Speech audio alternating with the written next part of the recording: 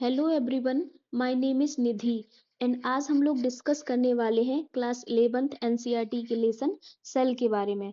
तो इससे पहले के लेक्चर में हम लोग डिस्कस कर चुके थे कि सेल क्या होता है, सेल कितनी टाइप की होती हैं, और उस लेक्चर में हमने देखा था कि प्रोकैरियोटिक सेल्स क्या होते हैं डिटेल में। ठीक है, और आज के लेक्चर में हम लोग देखने वाले हैं कि यूकैरियोटिक सेल्स क्या होती हैं। ठीक है, अगर आपने पहले का लेक्चर नहीं देखा है तो पहले का लेक्चर देख सकते हैं, उसमें मैंने प्रोकैरियोटिक सेल्स के बारे में डिटेल में डिस्कस किया है। आज हम लोग जानेंगे कि यूकैरियोटिक सेल्स क्या होती है। तो मैंने अपना जितना भी ये कंटेंट तैयार किया है वो पूरा एनसीईआरटी बेस्ड है। तो आप 11th क्लास में हैं या नीट की तैयारी करने वाले हैं, ठीक है, तो ये वीडियो आपको काफी हेल्प करेगी। ठीक है, तो आज के लेक्चर में हम जानेंगे यूकैरियोटिक सेल्स क्या होती हैं। लेकिन उससे पहले हम थोड़ा रिकॉल कर लेते हैं कि हमने पहले क्या सीखा था, सेल क्या होती है और प्रोकैरियोटिक सेल्स क्या होती है। ठीक है, पहले लेक्चर में हमने देखा था कि सेल क्या होती है। सेल बताया था कि जितने भी हमारे आसपास ऑर्गेनिज्म पाए जाते हैं वो कहीं ना कहीं सेल से मिलके बने होते हैं, और उनके अंदर जितने भी एक्टिविटी होती है, चाहे वो रेस्पिरेशन हो, एक्सक्रीशन हो, एनीथिंग जो भी है, वो सब कुछ सेल के अंदर होती है। ठीक है, इसीलिए cell is the structural and functional unit of living organism. फिर उसके बाद हम लोगों ने देखा था कि सेल टू टाइप की होती है, एक होता है प्रोकैरियोटिक सेल, दूसरा होता है यूकैरियोटिक सेल। ठीक है, तो हम लोगों ने ये देखा था कि प्रोकैरियोटिक सेल्स प्रोकै प्रोकैरियोटिक सेल्स ठीक ठीक है प्रिमिटिव टाइप की सेल्स होती हैं, जो कि bacteria virus blue green algae इन सब में पाई जाती हैं। ठीक है, और इनके अंदर क्या होता है, जो न्यूक्लियस होता है वो किसी भी मेम्ब्रेन से घिरा नहीं रहता है, और इसके अंदर जो सेल ऑर्गेनेल्स पाए जाते हैं वो भी किसी भी मेम्ब्रेन से घिरे नहीं रहते हैं। ठीक है, और आज के लेक्चर में हम देखेंगे कि यूकैरियोटिक सेल्स क्या होती है। तो यूकैरियोटिक सेल्स वो सेल्स होती हैं जो कि जिनके अंदर जो न्यूक्लियस पाया जाता है वो न्यूक्लियस एक न्यूक्लियर मेम्ब्रेन से घिरा रहता है। ठीक है, जैसे कोई भी सेल मान लेते हैं, प्लांट सेल का एग्जांपल ले लेते हैं, ऐसे प्लांट सेल होगा तो उसके अंदर एक न्यूक्लियस पाया जाएगा, तो ये जो न्यूक्लियस है वो किसी ना किसी मेम्ब्रेन से ऐसे घिरा रहता है। ठीक है, न्यूक्लियस, और ये क्या होता है, ये न्यूक्लियस मेम्ब्रेन से बाउंड रहता है, मेम्ब्रेन से घिरा रहता है। और जो यूकैरियोटिक सेल्स रहती हैं उसमें ये न्यूक्लियस मेम्ब्रेन से घिरा रहता है, लेकिन जो प्रोकैरियोटिक सेल्स रहती हैं उसमें न्यूक्लियस किसी भी मेम्ब्रेन से घिरा नहीं रहता। इसके अलावा जो ये जो यूकैरियोटिक सेल्स होते हैं उसमें कई तरह के सेल ऑर्गेनेल्स पाए जाते हैं। ठीक है, सेल ऑर्गेनेल्स पाए जाते हैं, और वो सेल ऑर्गेनेल्स क्या होते हैं, वो भी एक मेम्ब्रेन से घिरे रहते हैं। ठीक है, यही अंतर होता है प्रोकैरियोटिक और यूकैरियोटिक सेल्स में। मेन जो प्रोकैरियोटिक सेल्स होती है उसके आसपास, न्यूक्लियस के आसपास कोई भी मेम्ब्रेन नहीं होती है, लेकिन जो यूकैरियोटिक सेल्स होती है उसके उसका जो न्यूक्लियस है वो प्रॉपर एक मेम्ब्रेन से घिरा रहता है, और उसके जो सेल ऑर्गेनेल्स हैं वो भी एक मेम्ब्रेन से घिरे रहते हैं। ठीक है, अब आगे देख लेते हैं। जो यूकैरियोटिक सेल्स होती है वो मोस्टली प्लांट्स में, एनिमल्स में, या हम अपने आसपास जितने भी हायर ऑर्गेनिजम्स देखते हैं उनमें देखने को मिलती है। जैसे प्रोटिस्टा हो गया, प्लांट्स हो गए, एनिमल हो गई, फंजाई हो गए। ठीक है, प्रोटिस्टा में क्या होता है, सारे के सारे यूनिसेलुलर, प्रोटिस्टा के अंदर यूनिसेलुलर ऑर्गेनिज्म आते हैं।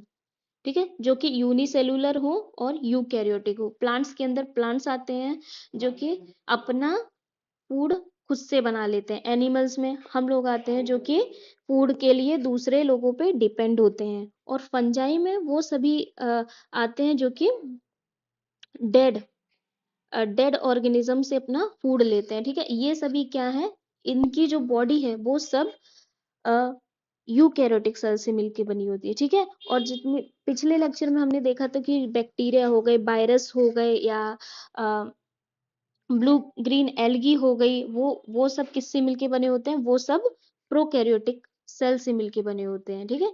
और इसके अलावा जो यूकैरियोटिक सेल्स होती है उसमें जो जेनेटिक मटेरियल होता है वो जेनेटिक मटेरियल एक क्रोमोसोम में रहता है, ठीक है। जो यूकैरियोटिक सेल्स के अंदर जेनेटिक मटेरियल क्रोमोसोम में रहता है, ऐसे ऐसे कुछ स्ट्रक्चर होता है, इसी के अंदर जेनेटिक मटेरियल रहता है, इसी के अंदर जीन रहती हैं। और प्रोकैरियोटिक सेल्स में हमने देखा था कि उनका जो बैक्टीरिया वगैरह ऐसे रहता था, फिर उनका क्या जेनेटिक मटेरियल ऐसे पड़ा रहता था, ऐसे न्यूक्लियस है वो कोई बाउंड नहीं है, इसी में है सब कुछ, ठीक है, प्लाज्मिड भी है। और यहाँ पे क्या है, एकदम प्रॉपर बाउंड रहता है ना, पैक्ड रहता है जेनेटिक मटेरियल, ऐसा नहीं है कि कहीं भी पड़ा है उल्टा सीधा, ठीक है। इसके अलावा यूकैरियोटिक सेल्स में मेम्ब्रेन बाउंड सेल ऑर्गेनल्स होते हैं, ठीक है। यहाँ पे जो सेल ऑर्गेनल्स होते हैं उनके आसपास भी एक प्रॉपर मेम्ब्रेन देखने को मिलती है, ठीक है। प्लांट जो यूकैरियोटिक सेल्स होती हैं वो मोस्टली देखा गया टू टू टाइप्स की होती है, एक होता है प्लांट सेल, दूसरा होता है एनिमल सेल, ठीक है। और इन दोनों में काफी डिफरेंसेस होते हैं। देखा होगा कि जो प्लांट्स होते हैं वो ग्रीन कलर के होते हैं, है ना, वो अपना फूड भी खुद ही बना लेते हैं आसपास सनलाइट की हेल्प से, लेकिन जो एनिमल सेल होती हैं वो ग्रीन नहीं होते हैं और ना ही वो फूड खुद से बना सकते हैं, है ना। तो प्लांट्स और एनिमल सेल्स में भी कई सारे डिफरेंस होते हैं, जैसे कि जो सेल वॉल होती है मोस्टली प्लांट सेल में पाई जाती है, प्लास्टिड प्लांट सेल में पाए जाते हैं ना, लार्ज सेंट्रल वैक्यूल, ये सभी क्या होते हैं, प्लांट सेल में पाए जाते हैं। ये क्या होते हैं, एब्सेंट होते हैं एनिमल सेल में, है ना, यहाँ पे एनिमल सेल। प्लास्टिड क्या करते हैं, प्लास्टिड एनिमल सेल में फूड फॉर्मेशन में हेल्प करता है, जैसे क्लोरोप्लास्ट हो गया। और जो सेल वॉल है प्लांट्स में वो इसकी जो सेल को एक पर्टिकुलर शेप देती है, ठीक है। और वहीं एनिमल सेल्स में क्या होता है, सेंट्रियोल देखने को मिलती है, वो क्या होती है, प्लांट्स में एब्सेंट होती है, ठीक है। अब इसके बाद मैंने ऐसे ही डायग्राम बना के रखा है, तो थोड़ा डायग्राम देख लेते हैं। ये डायग्राम है प्लांट सेल का। प्लांट सेल माइक्रोस्कोप में ऐसे दिखती है, ठीक है। इसमें क्या होता है, सबसे पहले ये जो राउंड राउंड स्ट्रक्चर है ये वाला, इसको बोलते हैं न्यूक्लियस, ठीक है। ये क्या होता है, मोस्टली जो पूरे सेल का सेल कंट्रोल है, कंट्रोल कंट्रोल का काम यही न्यूक्लियस करता है। इसके अंदर न्यूक्लियोलस पाया जाता है। और इसके अलावा यहाँ पे साइटोप्लाज्म में लाइसोसोम पड़े रहते हैं। लाइसोसोम क्या करते हैं कि कोई भी इसको लगता है कि सेल के अंदर कोई भी ऐसी चीज है जो कि सेल को नुकसान पहुंचा सकती है, ये क्या करता है, उसको डिस्ट्रॉय करता है। ये ऐसे केमिकल रिलीज करता है जो कि कोई भी चीज है जो सेल को नुकसान पहुंचा सकती है उसको ये डिस्ट्रॉय करता है अपने केमिकल्स के थ्रू, ठीक है। इसके अलावा प्लांट सेल में क्लोरोप्लास्ट पाया जाता है जो कि एनिमल सेल में नहीं पाया जाता। ये क्या करता है, फोटोसिंथेसिस में हेल्प करता है। ये क्या करता है, प्लांट को फोटोसिंथेसिस में हेल्प करता है। इन्हीं की वजह से क्या है, प्लांट्स ऑटोट्रोपिक हैं और अपना फूड खुद से बना सकते हैं, है ना। और हम लोग क्या है, हम लोग या जितने भी एनिमल है वो क्या है कि प्लांट्स पे डिपेंड है फूड के लिए, है ना, क्योंकि हमारे अंदर क्लोरोप्लास्ट ये वगैरह कुछ पाया ही नहीं जाता जो सनलाइट में खड़े हो जाएं और एनर्जी मिल जाए, फूड बना लें, ठीक है। इसके अलावा इसमें माइटोकॉन्ड्रिया पाया जाता है जो कि एटीपी सिंथेसिस में हेल्प करता है ना, एनर्जी बनाता है, इसको किचन भी बोलते हैं, सेल का किचन जिसमें एनर्जी बनती है ना। इसके अलावा इसके आसपास इंडोप्लाज्मिक रेटिकुलम होता है। ये स्मूथ इंडोप्लाज्मिक रेटिकुलम है क्योंकि इसके आसपास कोई भी राइबोसोम्स नहीं लगे हैं, है ना। स्मूथ का मतलब होता है कोई भी चीज एकदम फ्लैट, है ना। तो ये जो इंडोप्लाज्मिक रेटिकुलम है इसके आसपास कोई भी राइबोसोम्स नहीं लगे रहते हैं, राइबोसोम्स के ग्रेन्युल्स नहीं रहते हैं, तो ये देखने में एकदम स्मूथ लगता है, इसलिए इसको बोलते हैं स्मूथ इंडोप्लाज्मिक रेटिकुलम, ठीक है। और वहीं दूसरे तरह के राइबोसोम्स होते हैं, तो उसमें क्या है कि उसके आसपास उसके आसपास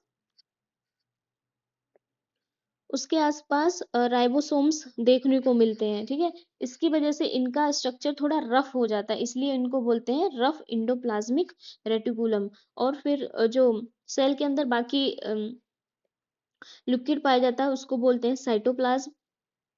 और इसके अलावा न्यूक्लियोलस पाया जाता है, क्लोरोप्लास्ट पाया जाता है, प्लाज्मा मेम्ब्रेन पाया जाता है जो कि सेमी परमिएबल इन नेचर होता है, मतलब ये अपने आर पार से सारी चीजों को नहीं जाने देता है, कुछ पर्टिकुलर चीजों को ही जाने देता है, ठीक है।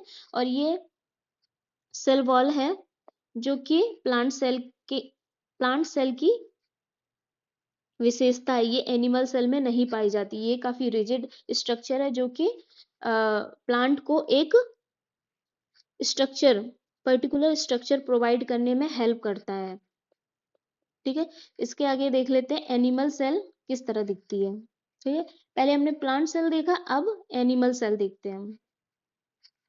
देखो, एनिमल सेल में यही डिफरेंस होता है कि यहाँ पे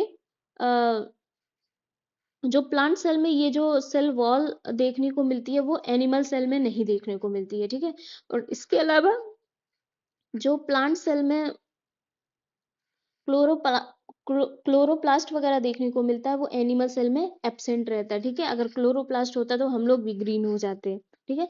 और वहीं यहाँ पे जो वैक्यूल होती है वो बहुत स्मॉल साइज में होती है। लाइसोसोम होता है, ये यहाँ भी यही काम करता है कि कोई भी यहाँ पे ऐसा हार्मफुल चीज दिखे जो कि सेल के लिए नुकसानदायक है, वो क्या करता है, ये एंजाइम रिलीज करता है और उसको डिस्ट्रॉय कर देता है, ठीक है। इसके अलावा यहाँ पे भी न्यूक्लियस देखने को मिलता है जो कि मेम्ब्रेन से एकदम घिरा रहता है, उसके अंदर न्यूक्लियोलस रहता है ना। और उसी में क्रोमेटिन पाया जाता है, जेनेटिक मटेरियल। और यहाँ भी रफ इंडोप्लाज्मिक रेटिकुलम देखने को मिलता है जो कि क्या करता है, प्रोटीन सिंथेसिस में हेल्प करता है।